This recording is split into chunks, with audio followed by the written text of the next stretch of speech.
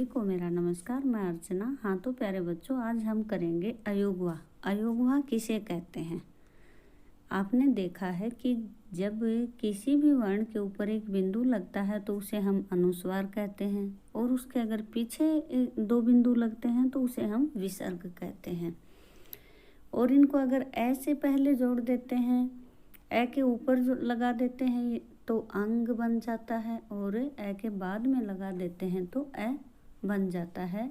इन्हें हम अयोगवा कहते हैं। इन दोनों वर्णों को वर्णमाला में स्वरों के बाद में रखा जाता है। तो हम देखते हैं क्या इनको स्वरों में गिना जाता है? नहीं, इनकी गिनती स्वरों में कभी भी नहीं होती। स्वर नहीं माना जाता इन्हें, क्योंकि इनका उच्चारण स्वतंत्र रूप से नहीं होता है, और स्वरों के साथ प्रयुक्त होने के कारण व्यंजन भी नहीं बन पाते। इनका उच्चारण व्यंजन के उच्चारण की तरह स्वर की सहायता से होता है। स्वर की सहायता ली जाती है। व्यंजनों के बाद में जोड़ा जाता है, जैसे क जमा में ए क, परंतु इनमें ए पहले जोड़ा जाता है, जैसे क जमा में अंग, और इसलिए ये व्यंजन नहीं होते। इसीलिए हम इनको अयोगवा कहते हैं। न तो इनकी गिनती स्वरों में होती है और न ही व्यंजनों में होती है, तो इन्हें अयोगवा कहते हैं। तो अब हम देखते हैं कि अयोगवा ऐसे वर्ण जिनमें स्वर एवं व्यंजन दोनों गुण पाए जाते हैं, उन्हें अयोगवा कहते हैं। हिंदी वर्णमाला में ये दो होते हैं, अंग और ए। तो अयोगवा न तो पूर्ण रूप से स्वर होते हैं और न ही पूर्ण रूप से व्यंजन होते हैं। हम इस बात को समझते हैं। स्वर की परिभाषा से हम जानते हैं कि इनका उच्चारण बिना किसी अन्य वर्ण की सहायता से किया जाता है, लेकिन अनुस्वार और विसर्ग का उच्चारण बिना किसी अन्य वर्ण की सहायता से नहीं किया जा सकता। तो इस प्रकार से ये स्वर नहीं हुए। तो अब हम देखते हैं कि व्यंजन किस प्रकार से नहीं है। वर्ण की सहायता से नहीं किया जा सकता वर्णों का यह गुण व्यंजनों में पाया जाता है, क्योंकि व्यंजन वर्णों का उच्चारण बिना स्वरों की सहायता से नहीं किया जा सकता। अतः यह दोनों वर्ण स्वर की परिभाषा को भी संतुष्ट नहीं करते और व्यंजन की परिभाषा को भी संतुष्ट नहीं करते। इनके अंदर दोनों ही गुण पाए जाते हैं। तो अयोगवा पूरी तरह से न तो व्यंजन होते हैं और न ही स्वर होते हैं। हम सभी जानते हैं कि जब किसी भी व्यंजन का हम उच्चारण करते हैं तो हमें स्वरों की सहायता लेनी पड़ती है। किसी भी स्वर के साथ उसे जोड़ा जाता है, तो स्वर वर्ण व्यंजन वर्ण को उच्चरित कर देते हैं।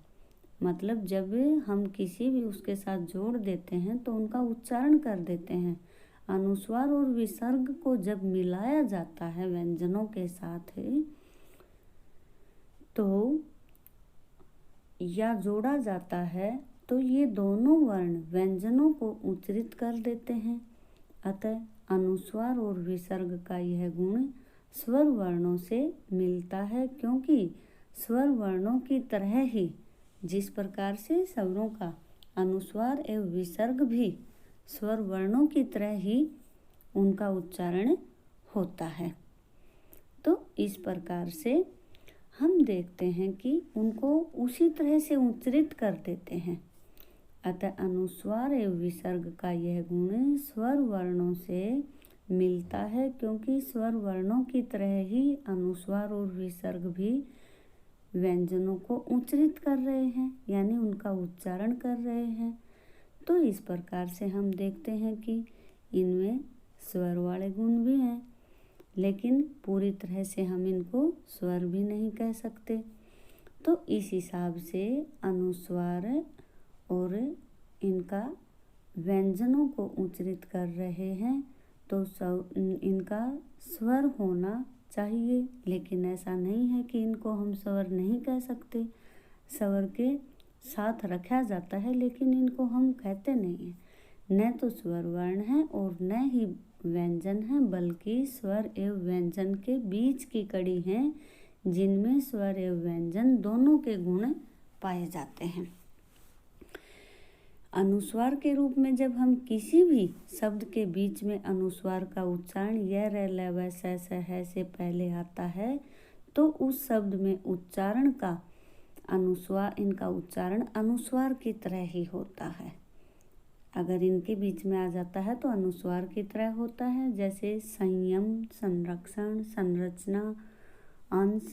इन सभी उदाहरणों में अनुस्वार का उच्चारण अनुस्वार की तरह ही हुआ है, क्योंकि अनुस्वार के बाद य र ल व स ह आदि वर्णों का प्रयोग हुआ है। जब ये वर्ण आते हैं तो इनका उच्चारण अनुस्वार की तरह ही होता है।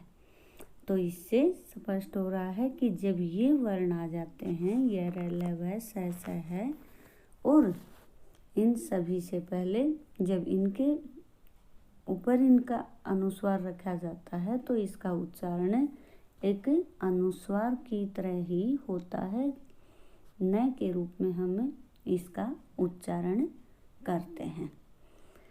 नासिक के व्यंजन के स्थान पर अगर इनका ये आते हैं, जैसे अंग अ, तो इन्हें पंचमाक्षर के रूप में ही इनका उच्चारण होता है, जैसे क वर्ग, ट वर्ग, त वर्ग।